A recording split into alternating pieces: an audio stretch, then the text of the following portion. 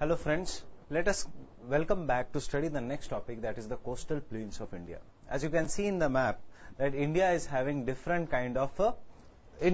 long coastline, and we are having the coastline on both the parts. That is, the coastline of India lies on the eastern coast as well as on the western coast. Now before I start with the coastline of India, what do we know? We know that these are the Aravalli ranges.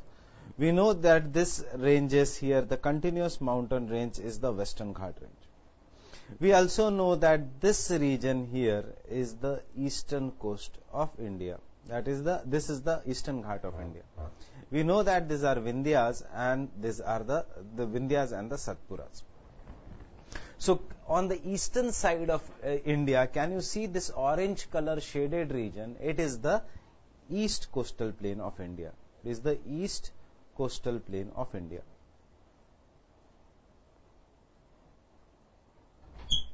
While on the western side you have here is the greenish color, a marshy green color, what is known as the west coastal plain of India. It is known as an west coastal plain of India.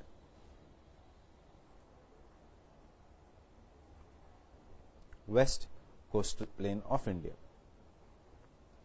Now let us study what is the difference between the west coastal plain and the east coastal plain of India.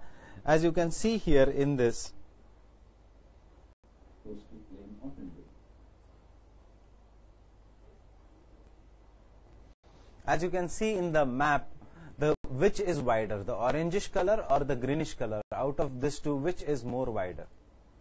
The east coastal plain is wider as compared to the west coastal plain. Is wider as compared to the west coastal plain.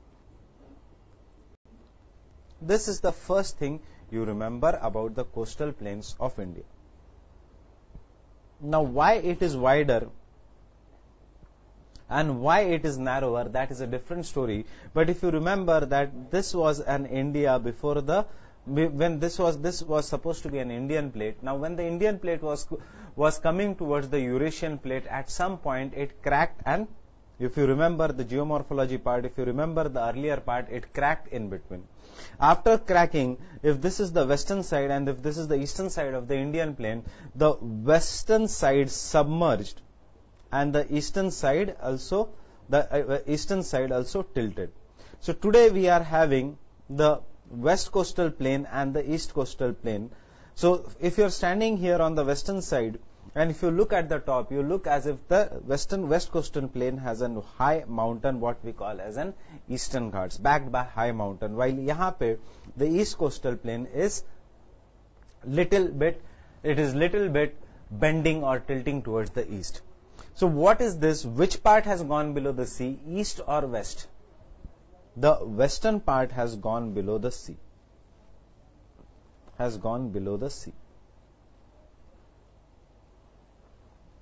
While what has happened on the eastern part, if I draw a map of India here, and if I want to show you, there are numerous rivers which originate in the Western Ghat and flow towards the Bay of Bengal region.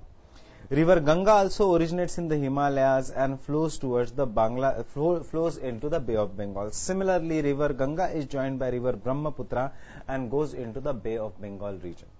Now, as they drain into the Bay of Bengal region, they have deposited large amount of sediments, and over the period, the land has come out. Why I am shading this area as white? Because the land has come out. As if the sediments have, if this was the sea here, if this was an sea here, over the period, the rivers which are coming, they have deposited the sediments in the sea, and therefore a land has been formed on the eastern coastal plain. Why? Because extremely big rivers, Ganga, Brahmaputra, Godavari, Krishna, Kaveri, they carry large amount of broken rocks, they carry large amount of sediments, and they fill the sea. If you remember the story of a cow filling up of the mud, brought the level of mud up. Now, if you remember the story of a crow filling up of the crow wanted to drink the water, so he filled them with the pebbles. Similarly, here the sediments have been brought by numerous rivers and they have been filled up. And as a result, the land has emerged out from the sea, from the shallow sea which is near the coastal region. Obviously, coastal region generally has a shallow sea. So therefore, the east coastal plain, in fact, in this the land has come out. So can we say when the land has come out, the east coastal plain is an example of an emerged coast, while the west coastal plain, because the land has gone below, it is an example of an submerged coast. It is an example of a submerged coast. Remember, the west coastal plain, except for some parts, is an example of an submerged coastline. The east coastal plain is an example of an emerged coastline. So the two things of difference you know before we go to the next part. That is, the west coastal plain is submerged. Therefore, from the western side of India, the background of this western coastal plain, if you are standing here, you can see in my diagram, the Western Ghats look like high mountains, while the east coastal plains is an example of an emerged coastline.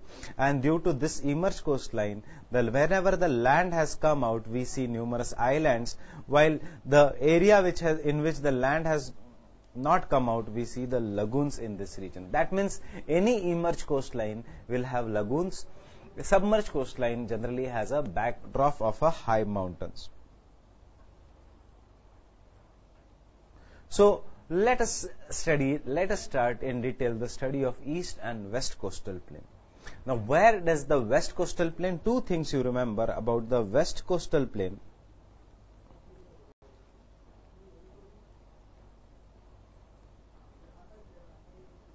And the east coastal plain from the exam point of view.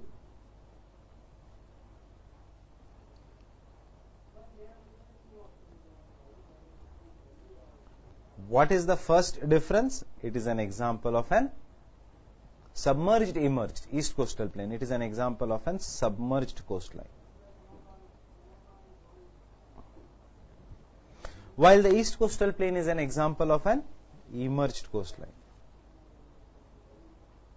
It is an example of an emerged coastline. Second, which is narrow, which is wider? The west coastal plain is narrow, comparatively narrow, while the east coastal plain is comparatively wider.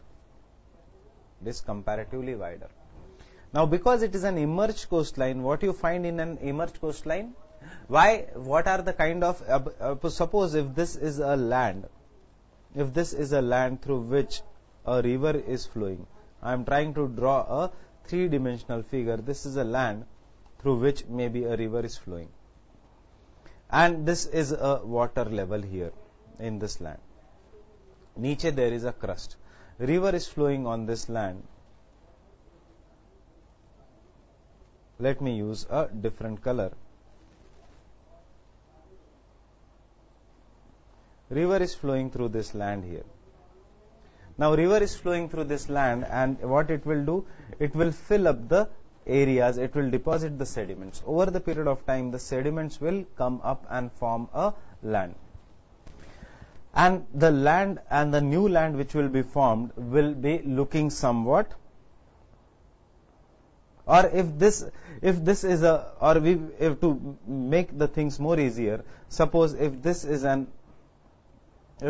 a land, how does the emerged coastline look like if this is a land which is below the sea water? It is below the sea water. This is all water here, and this land which is shaded land is below the sea water. Now, what do you mean by emerged coastline? That means the land has come up from the sea water. So if the land has come up from the sea water, the land is never flat. The land will come up from the sea water. Maybe the land is now this way.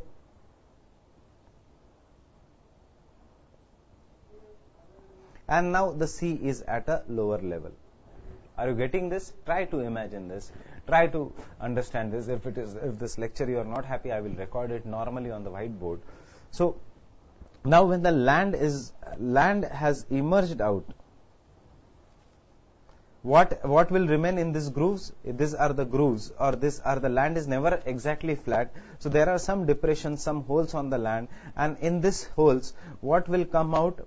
when the land comes out, this will be filled by water. Why? Because this holes where this land was initially under the water. If the land is coming out, land will come out, sea level will go down, but agar land is not flat, usme there will be some depression, some holes, and in that holes water will be filled up. Now this water which fills up is known as lagoons. So remember, in any emerged coastline there will be formation of an lagoons, and because the east coastal plain is an emerged coastline, there are formation of lagoons. East coastal plain is an example of an emerged plain. Is an emerged plain. It has numerous lagoons. It has numerous lagoons here. Now let us study in detail what are this east and west coastal plains. First we'll start with the study of the west coastal plains. If we look at this region, which I am now marking red color, this region in the Gujarat is known as a what region? Kutch region. It is known as an Kutch region. This region of Gujarat is known as an Kathiawar region.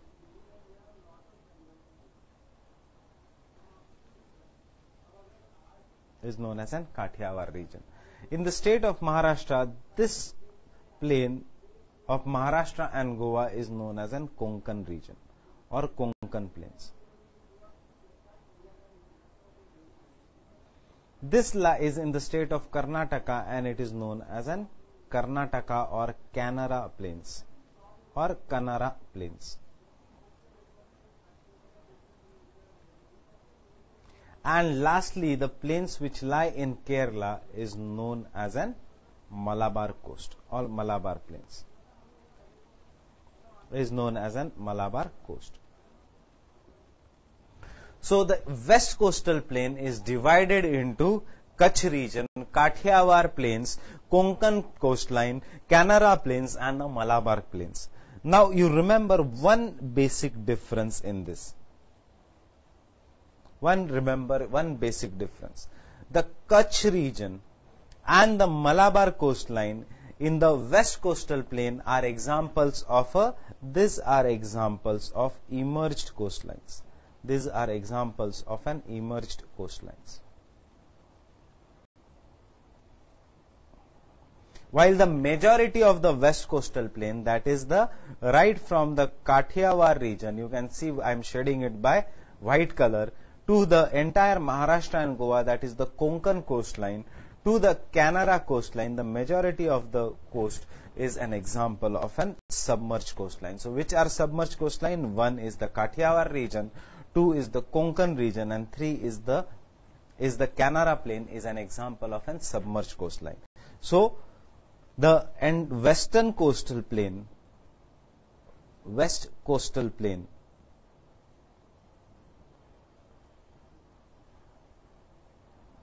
is an example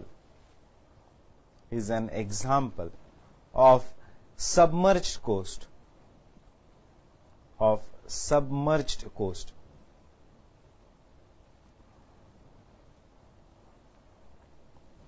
except which two coastlines? Except Kutch region of Gujarat and Malabar region of Kerala.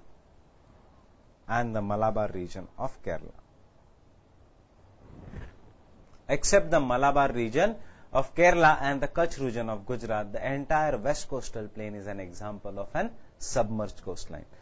Kathiawar region, which state? Gujarat. Konkan region, which state? Maharashtra and Goa. And Kannara plains, which state? Karnataka. This Kannara plains lies in the state of Karnataka. So therefore you will find, because the Kerala is an example of an emerged coastline, you will find numerous lagoons in Kerala which are famous as a backwaters of Kerala. Now let us look at the east coastal plain. I will erase all the ink here. And let us look at the east coastal plains. The east coastal plains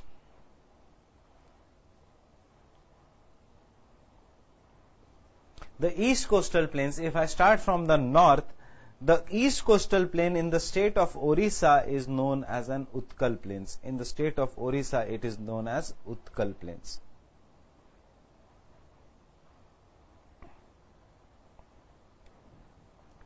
In the state of Andhra Pradesh, they are known as Andhra plains. These are known as an Andhra plains. While in the state of Tamil Nadu, these are known as Tamil Nadu plains.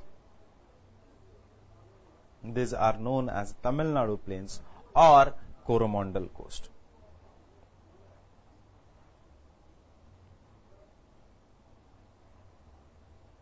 Or it is known as an Coromandel coast. So we have Tamil Nadu plains or the Coromandel coast, we have Andhra plains, and we have east coastal plains. The important plains from the exam point of view are map pointing is important in the Kutch Kathiawar region, map pointing is important in the Kerala region. Tamil Nadu plains are important because they are found by river Kaveri. Andhra plains are important because you have two important lakes over here, Pulikat Lake and the Kolleru lakes. And the Orissa plain is important because you have Chilka Lake over here. Because I am not going to do any of these things very separately, I will allow me in the future, in the next lecture, to go into detail. We will be studying the plains in this lecture, and in the next lecture I will tell you what is the Chilka Lake ki khasiyat, what is Pulikat Lake ki khasiyat. That is in the terms of environment and ecology, so that you don't miss out some of the questions of that area also. So let us first start our study with the difference, and we will revise the difference of the west and east coastal plains. Now see here, the east coastal plains lie along the eastern coast of India, yes, and they are washed by Bay of Bengal, yes, while the west coastal plain lie along the west coast of India and they are washed by Arabian Sea, yes. Second point of difference is more important, that the east coastal plain is broader than the west coastal plain. You don't have to remember the width, but if you want to remember the width, you can remember the width varies from 80 kilometers to 100 kilometers, but the west coastal plain is narrower. It is so narrow at some of the places that there is no difference between the mountains of Western Ghat and the seashore. Therefore, in some places it says it is so narrow that the Western Ghats touch the seawater. You don't have to remember exactly how much broad and how much narrow it is. But remember, east coastal plains are broad while the west coastal plains are narrow. Now, if I try to show you here in the map of India,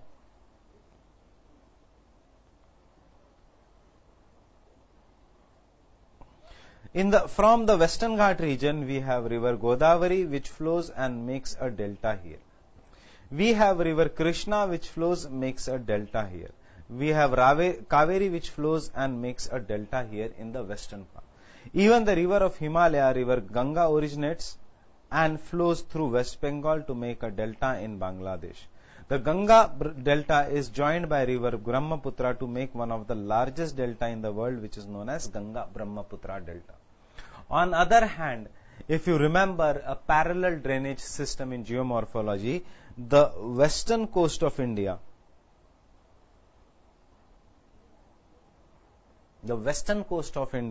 has numerous rivers which originate on the western side of the Western Ghats and quickly enter the sea, forming a parallel drainage system, and because they flow for a very smaller distance, they do not form delta.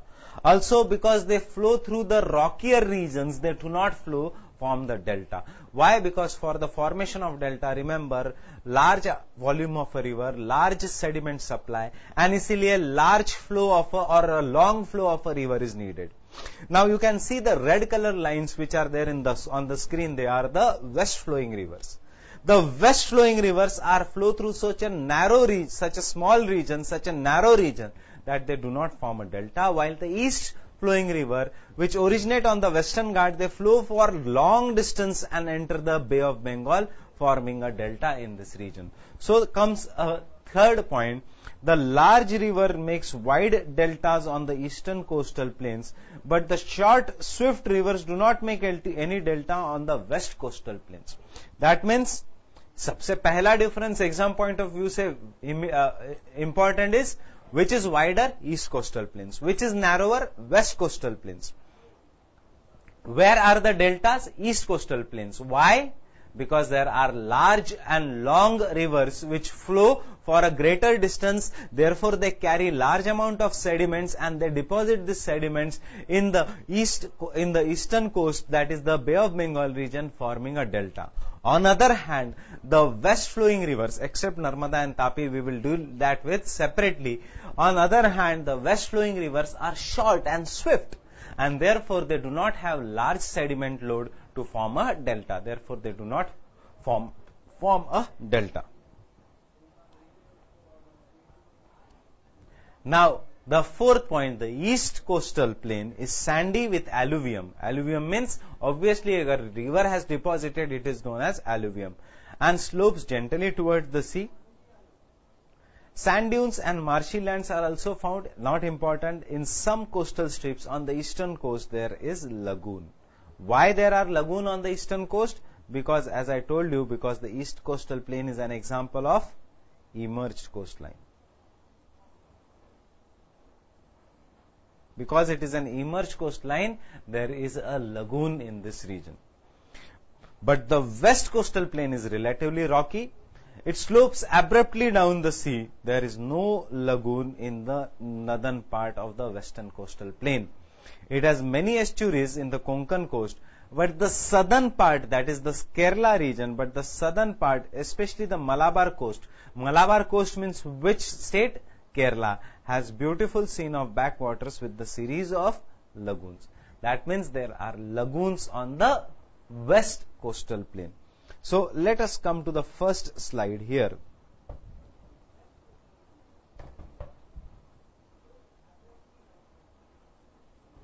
So there are lagoons on the east coastal plain, Chilka,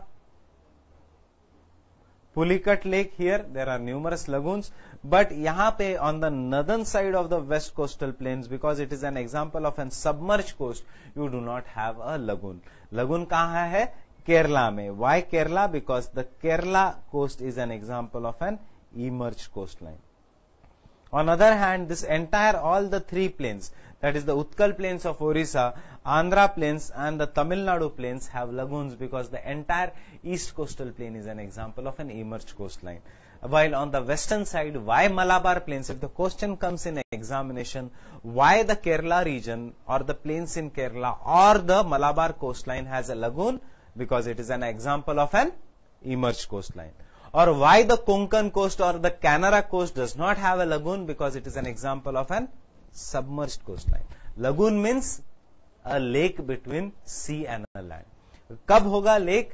If this is a land which is below the sea. Now the land is not flat.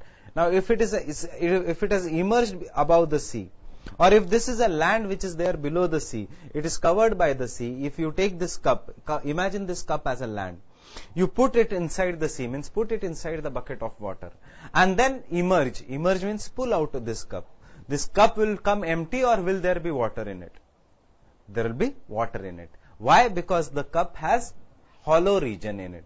Land is not flat. It is not physics. It is not mathematics. It is not science. Geography is social science. The land, when we say land is flat, it does not mean land is flat. Land will have some depressions, some grooves, at least some slope or some hollow region. In this hollow region, similar to cup, if you are taking the cup out of bucket of water, similarly if the land is emerging out of a sea, there will be some lakes, marshy, there will be some brackish water lakes formed, some salt water lakes formed, and you call them as lagoons.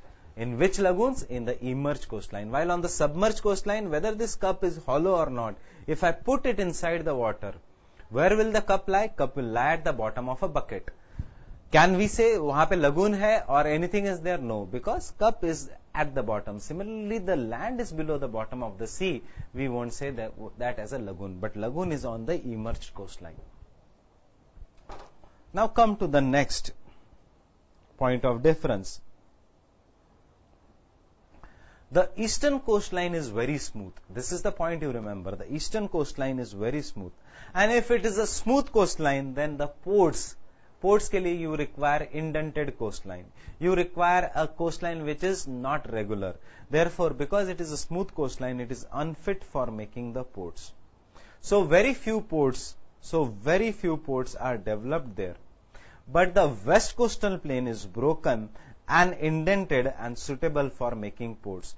And for this reason, a large number of ports are located on the western coast. So if I ask you, where are the natural ports and harbor found? What is the application of the 6 points? An application is, in the question, if a question comes in the examination, where are the natural ports or harbor found? On the west coastal plain or on the east coastal plain? What will be your answer? Your answer will be on the west coastal plain. You will find natural ports and harbors. Why? Because it is indented coastline. It is an irregular coastline. 7th point of difference you already know. We already know that the larger rainfall in India, where does the higher amount of rainfall in India occur? More than 200 centimeters of the rainfall in India occur along the western Ghats and the west coastal plain and in the northeast of India. This two shaded region receives very heavy rainfall. Same is what I have written in the 7th point. The east coastal plain receives comparatively low rainfall, but the west coastal plains receive very heavy rainfall. And if an area which receives very heavy rainfall, what happens if this is the top layer of the soil? Now consider this as a top layer of the soil. And there are numerous minerals which are present in the top layer of the soil. There will be numerous minerals which are present on the top layer of the soil. When very heavy rainfall occurs, what happens? Water removes most of the minerals from the top layer of the soils and removes it. So on the upper level, most of the minerals are removed except for iron and aluminium. So on the upper level, you will find only the iron and aluminium found. You will find only iron and aluminium in the uppermost layer of the soil. And such a soil is known as a laterite soil. Laterite soil occurs due to the process of leaching. Laterite soil occurs due to the process of leaching. We will do, while doing that in detail in soil, what is leaching? Leaching means all the major nutrients are removed due to heavy rainfall from the top layer of the soil, and the top layer of the soil remains rich only in iron and aluminium. Such a soil is known as a brick soil because it is red in color and it is useful for making bricks. Bricks means laterite, and therefore this soil is known as a laterite soil. Why is it red in color? Because of the presence of iron. Now the leaching process operates in the areas of heavy rainfall. Leaching process operates in the area of heavy rain. And where will be the heavy rain? On the eastern or western coast of India? On the western coast of India. Because of the presence of western Ghats, you get heavy rain in this region. And isliye you find here laterite soils. You find here laterite soils or lateritic soils. This is what is written in the 7th point. The east coastal plain is formed by alluvial soils and is fertile especially on the deltas. Why? Because what is a delta? Delta is a erosional feature, depositional feature. It is a depositional feature. Depositional feature by what? Lakes, rivers, wind. It is by rivers. So rivers, when it forms a depositional feature, what kind of soil it is? Alluvial soil. Alluvial soil is fertile, infertile. It is fertile. Otherwise, Great Plains of India would not have been agriculturally the most important region. Indo-Gangetic plains. It forms a fertile alluvial soil. So the east coastal plain is formed by a fine alluvial soil and is fertile especially in the delta regions. That is, yahan pe in the coast of Andhra, in the coast of Tamil Nadu, this was the area of green revolution in India. Green revolution in India took place in the southern India, in Andhra and Tamil Nadu coastline, and in North India in Punjab and Haryana region. So these were the two areas of green revolution in India, where in the Punjab Haryana region and in the Andhra Tamil Nadu coast line.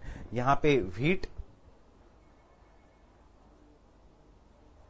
यहां पे rice. So therefore these are fertile in this region and consequently agriculture is developed.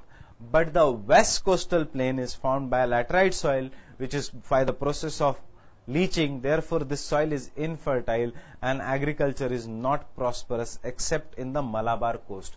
Malabar coast mein agriculture is somewhat prosperous. It is not that leaching in the soil, in the areas of leaching nothing grows. Cashew nut grows, coconut grows, and therefore you can see the west coastal plain. Even the Kerala region is famous for cashew nut, for coconut. And last is the most important difference. The west coastal plain is an example of an submerged coast, and except the Malabar and the Kutch region, while the east coastal plain, the entire east coastal plain is an example of an immersed coastline.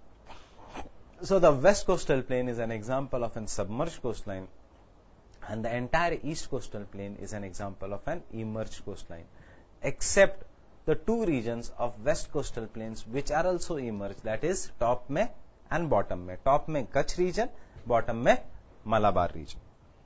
Now let us study some of the important facts and see here. Map based question will also come from this region. The UPSC generally will go in detail in map pointing in the prelims examination. What is the proof? Take any of the past year questions, go through it and see how map based question and how geography in detail is asked. Though it looks very superficial, but the study is detailed one. Now first we will study with the coastal plains in Gujarat. We will first study with the coastal plains in Gujarat.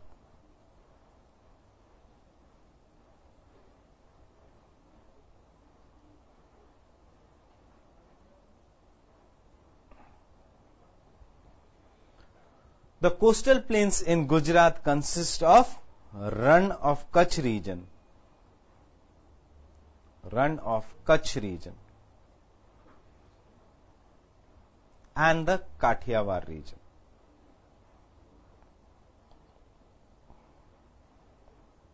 And the Kathiawar region. What is the basic difference? Rann of Kutch is submerged or emerged? It is emerged.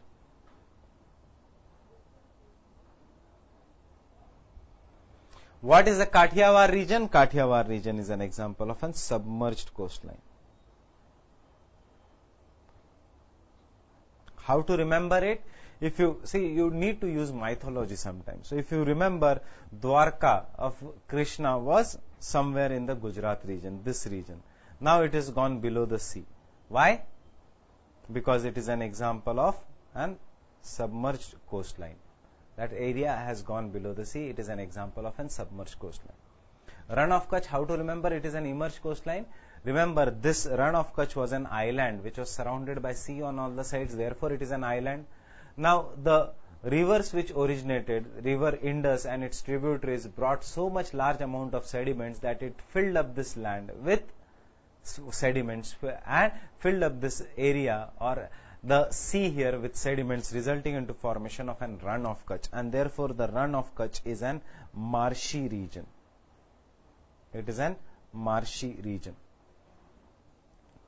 It is a marshy region filled up by the sediments. Now let us first study the Rann of Kutch, uska map pointing, then we will study the Kathiawar region, some of the map pointings in there. So I will just rub this from the slide.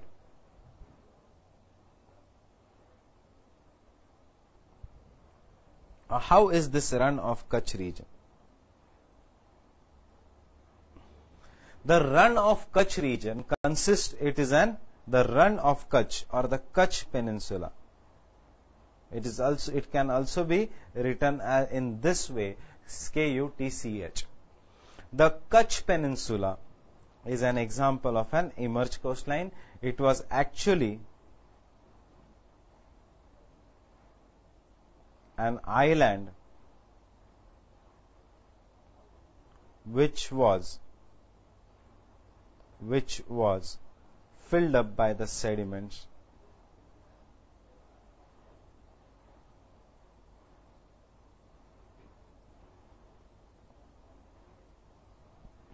brought down by the rivers.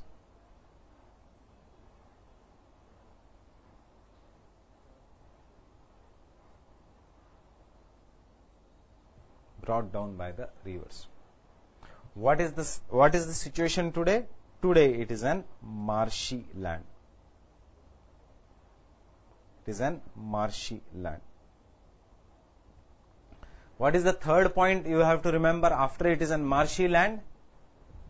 Now open your atlas, whatever your atlas you are having, and open the map of Gujarat. That is this part in your bigger map. That is the map of Gujarat which you can see here. And let us study with me the run of Kutch in detail.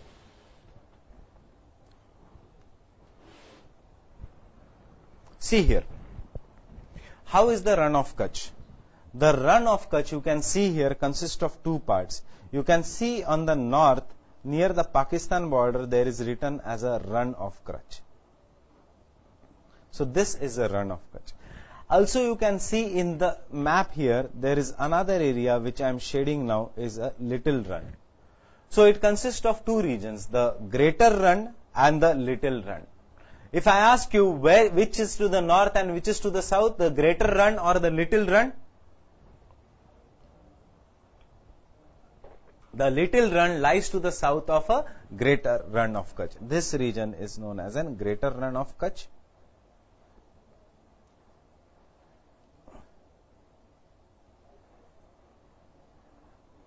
And you can see here, it is known as a little run to the south.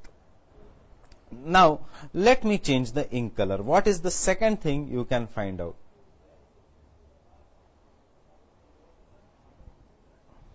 Tell me the rivers which are emptying into this run region. See the greater run of Kutch. There is one of the biggest inland river of India. It drains into the greater run of Kutch. It is the largest river of Rajasthan. No, it is one of the important inland rivers of India and one of the important inland river of Rajasthan. Which was the river? River Luni. River Luni. Tell me, where does the river Luni drain into? Gulf of Kutch, greater run or little run? You can see here in the atlas. Whatever, if you are having this Oxford Atlas, open the page.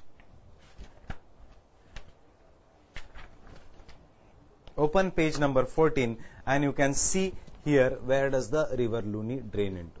You can see river Luni drains into the, if I am drawing the river Luni now, river Luni drains into the greater run of Kutch. Can you see the blue color line in my map? It is river Luni which is draining into the greater run of the Kutch.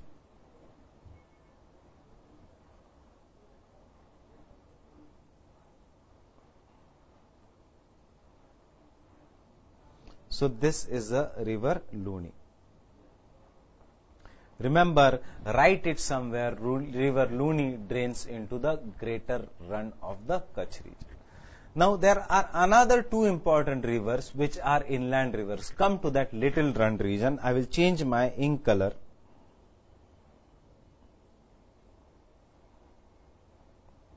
The other two important rivers which drain are river Banas. See where it is draining?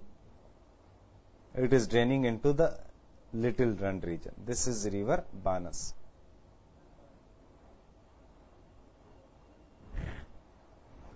Then we have river Saraswati also draining into the little run region.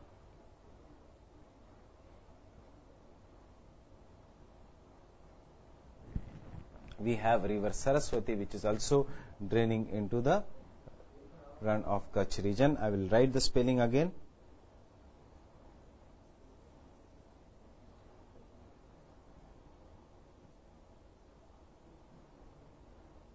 We have river Saraswati. R stands for, R dot stands for river and river Saraswati.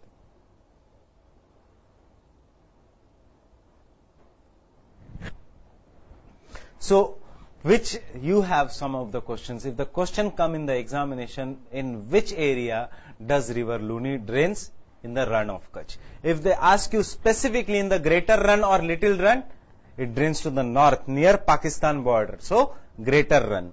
Where does the river Banas and Saraswati drain? Specifically in the little run.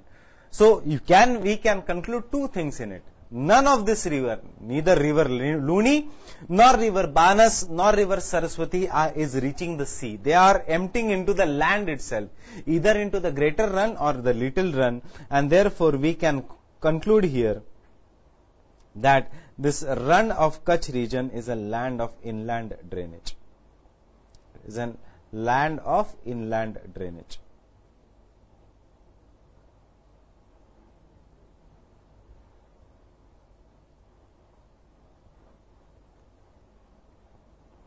Land of inland drainage. This land of inland drainage, you remember why? Because three rivers are emptying. River Luni is emptying here, river Banas is emptying here, and river Saraswati is emptying in this region. River Banas, river Luni, and river Saraswati is emptying in this region. So this is one of the point. Now come to the next point. There are two areas. Obviously, one area is the Gulf of Kutch region. You can see between the Kutch and the Kathiawar, and the other is the Gulf of Khambat region. Is any river draining into the Gulf of Kutch? Any major river draining into the Gulf of Kutch? No, you won't see any river draining into the Gulf of Kutch. And therefore, jahan pe river drain nahi hota, there are numerous corals which are found in the Gulf of Kutch region. You will find here corals in the Gulf of Kutch region. There are corals in India in the Gulf of Kutch region. Try to negate this. Then what is the major port in the Gulf of Kutch region? One of the biggest port in the world, one of the biggest port in Asia, and the largest oil refinery in the private sector in India is Jamnagar refinery. Jamnagar refinery belongs to Reliance Industries. It is the biggest, one of the biggest oil refineries in the world. And where does it lie? It lies in the Gulf of Kutch region. So this is what you remember from here, from the map pointing viewpoint. The land of inland drainage, marshy land, and remember Jamnagar is an important port here, important refinery of the Gulf of Kutch region. How to check it? Exactly, if you are having the Oxford map, exactly you can see the opposite side of the page. You will be, one map is a physical map jahan pe physical characteristics are given. One map is a political map jahan pe major cities and the political characteristics are given. What is the other important point? Now let me use again, I am drawing this region. See where I am drawing. You can see I am shading this region here.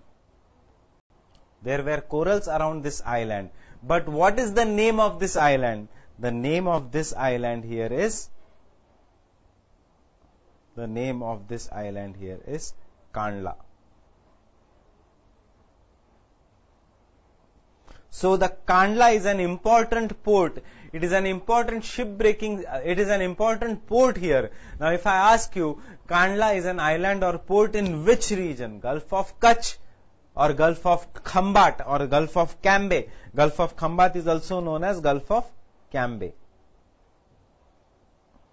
If I ask, where is the Kandla port located? In the state of Gujarat. If they ask you specifically in the examination, in the state of Gujarat, where Gulf of Kutch or Cambay, you know where it is located is the Gulf of Kutch region. For people who are not having this Oxford Atlas, you can, the other atlas we had suggested is the Orient Longman. Orient Longman, both the physical and the political map is on the same page. For GS, it will also suffice. There is no need that you should invest in too many atlases. Try to use whatever resources you are having to their benefit. So you can see here, Run of Kutch is also given, Little Run is also given, and here Kandla is also given, and Jamnagar is also given. Jamnagar is not exactly exactly on the seashore. It is little bit in the side, but remember in the Gulf of Kutch region. And Kandla is a port itself. It is a port in the Gulf of Kutch region. Now the Gulf of Kutch region, biodiversity wise, the Gulf of Kutch region, in the terms of animal life, it is famous for one thing. What is this? This is an Indian wild ass. So the Indian wild ass sanctuary Indian wild ass sanctuary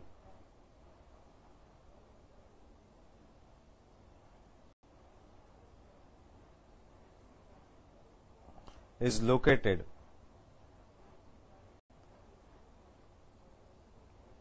in the Gulf of Kutch region, in the run of Kutch region.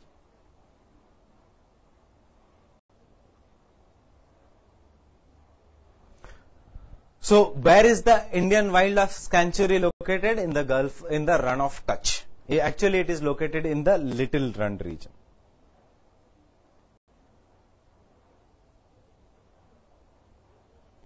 It is located in the Little Run. Indian wild ass is found only in this region. It is located in the Little Run region. If I ask you again what is so specific about this, if I ask you again in which state, you know the state is Gujarat. Okay, so Indian Wildlife Sanctuary in the Kutch region. Kutch region mein Kandla is an important port, and remember Indian Wildlife Sanctuary also. So Gujarat in the Kutch region. Now let us come to the next part, that is the Kathiawar region.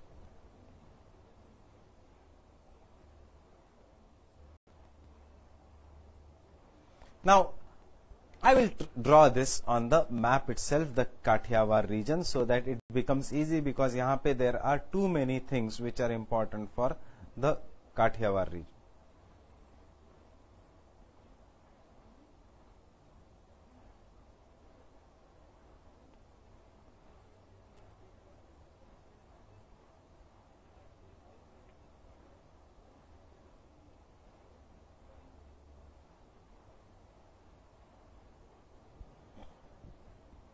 This is the Gulf of Cambay.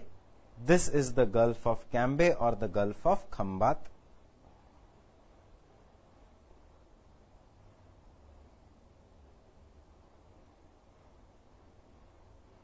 Or Cambay. And this entire part here, ये जो shaded region है ऊपर, which I am shading now, what is this? This is the Kutch region.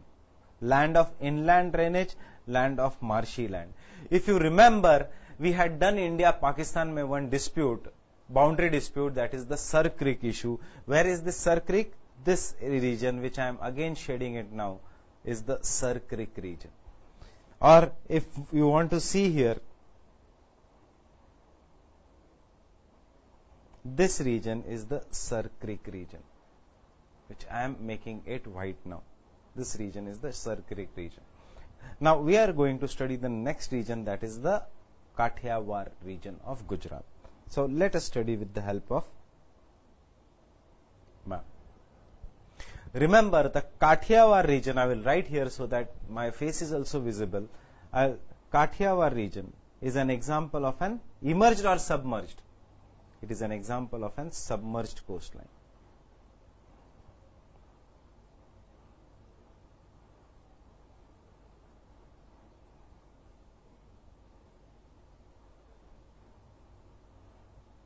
Kathiawar region, it is an example of an submerged coastline.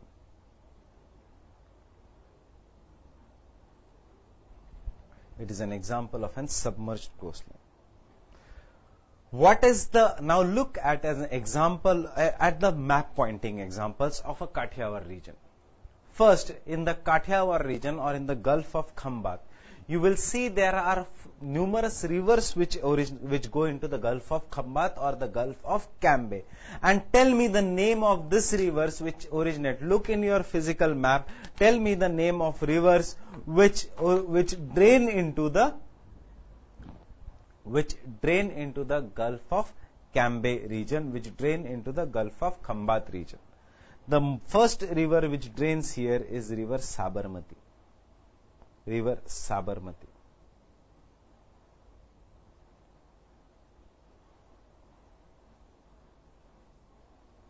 The second river which drains here is river Mahi.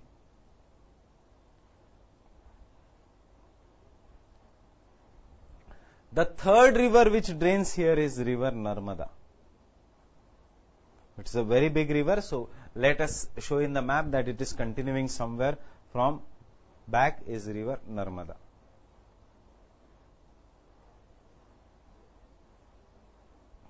and the fourth river which drains here is river Tapi.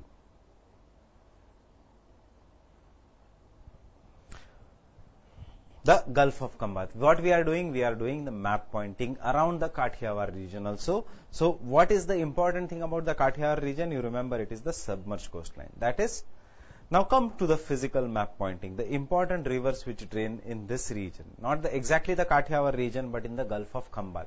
So, if the UPSC asks you the question, which four rivers drain into the Gulf of Khambat, you have an answer. One is Sabarmati, Mahi, Narmada, and Tapi. These are the four rivers which will drain into the Gulf of Khambat region. Now come back again to the Kathiawar region. Can you see a mountain which is found in the Kathiawar region? Can you see the mountain which are found in the Kathiawar region? These mountains are here. These mountains are found here in this region. And what are the name of these mountains? These mountains are known as Gir Hills or Gir Ranges. These are Girnar Hills.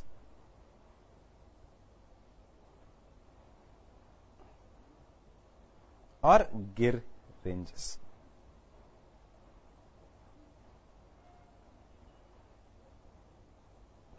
Remember, the Girnar Hills or the Gir Ranges are of volcanic origin.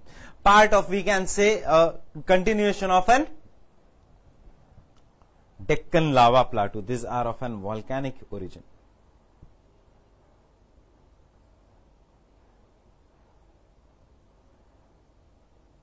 These are of volcanic origin. Gir ranges or the Girnar ranges are of a volcanic origin. Now, what is famous about the Girnar ranges? I will show that in the next slide. Just you remember, where are the Gir ranges located? Kutch region or Kathiawar region? They are located in the Kathiawar region. Kathiawar region के पास क्या है? Gulf of Khambat.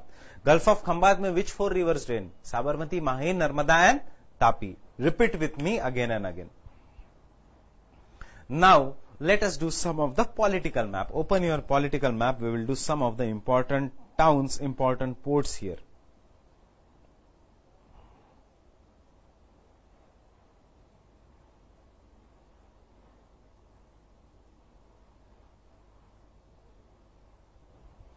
The first and the most important port here is the Porbandar. If they ask you where, in which region is the Porbandar located? Porbandar is located here. Porbandar is an important port. Where was Jamnagar? Jamnagar was here. Where was Kandla? Kandla was here.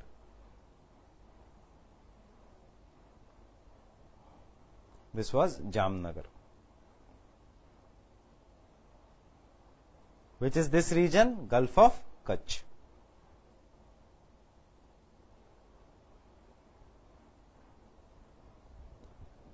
This is the Gulf of Khambat. So, Porbandar is an important port. Now, how many union territories are there in India? Tell me the name of union territories. Delhi, Chandigarh, Andaman Nicobar Islands, Lakshadweep, Pondicherry, Daman Diu, Dadra Nagar Haveli. So, there are 7 union territories in India. And where is the Diu then? In Gujarat, in Maharashtra, in Andhra, in Karnataka. It is located at the tip here. You can see the Diu island. Diu is an island which is located here. Diu is an island which is located here. Just why I chose to show you on this type of a board so that it gets fixed in your mind. Even you do not know where the questions can come, neither I know, but we can just predict some of the areas. So, if you should have an idea as a geography student, as a UPSC student, where is Diu located? Near Gujarat. What we call Diu and Daman. So, where is the Daman located? Daman is located here. Daman is located here. Daman is located here. Now, I will change the color and try to draw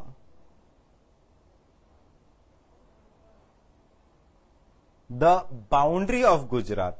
Why I am trying to draw the boundary of Gujarat? To make sure that you can answer the most difficult questions also in this examination pattern.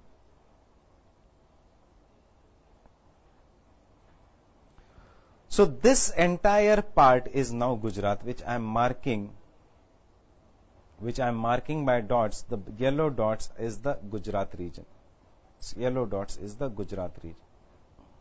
While what is the state which is to the side of Gujarat? This is a Maharashtra state.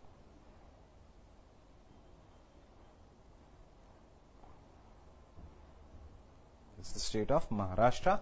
So this is Gujarat and this is Maharashtra. Now if I ask you, Diu Daman lies in Maharashtra or in Gujarat? It is an union territory, but it is enclosed by which state? Maharashtra or Gujarat? You have an answer, it is enclosed by Gujarat. Then which is the union territory which lies between the border of Gujarat and Maharashtra? Can you see there is another union territory here? I will use again a different color to make sure that you don't make mistakes. The union territory here which lies between the Gujarat and Maharashtra border is Dadra and Nagar Haveli. What is this union territory here? It is Dadra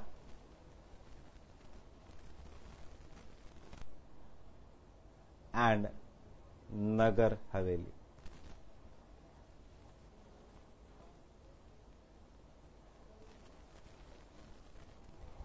Or what it is known as? It is known as DNH. So the Dadra and Nagar Haveli, to the UPSC will give you some of the questions like this. Statement 1. Daman and Diu, D and D, is enclosed by Gujarat.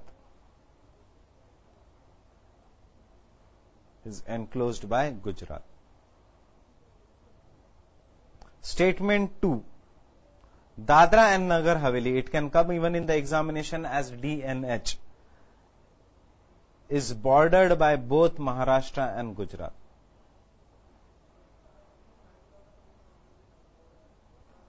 By both Maharashtra and Gujarat. Which of the following statements is true? They can ask you which of the following statement is true.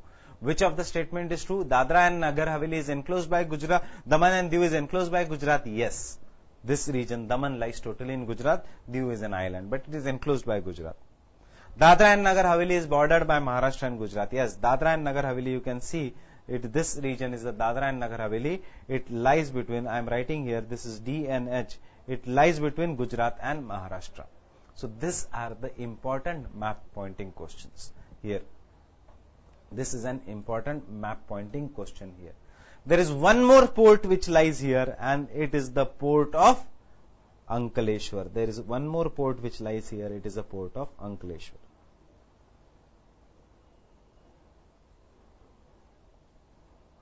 It is a port of Ankleshwar. So Porbandar, Ankleshwar in the Gulf of Khambat, Jamnagar, Kandla in the Gulf of Kutch, Diu in the Gulf of Khambat region. Which are the four rivers which drain into the Gulf of Khambat? It is the Sabarmati, Mahi, Narmada and Tapi. Which union territory lies entirely in Gujarat or totally in Gujarat only? It is Daman and Diu. Entirely in Gujarat, Daman. Diu is an island, Diu is an island here. Which union territory lies both in Gujarat and Maharashtra? It is Dadra and Nagar Haveli. So these are the important points here. Now I am asking you, why is this Gir ranges or Girnar ranges famous for?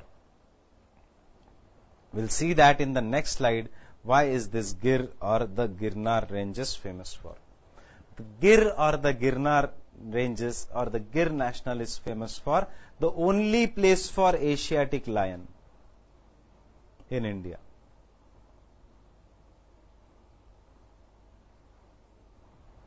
This is the Gir ranges or the Gir National Park.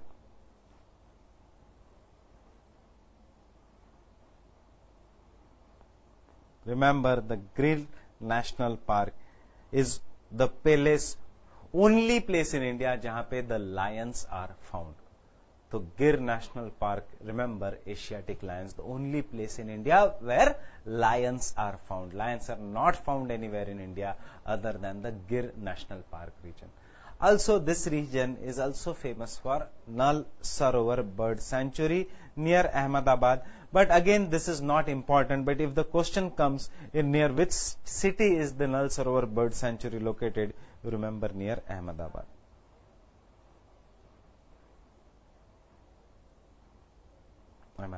But again, I am saying not important. Not important. Which is not important? This is not important. But this is very, very important. So this is all about the Gujarat region. We have just started with the western coast. Thankfully, we do not have that much map pointing in the Konkan and the Canara coastline, but we will have some interesting facts about the Malabar and the eastern coast of India.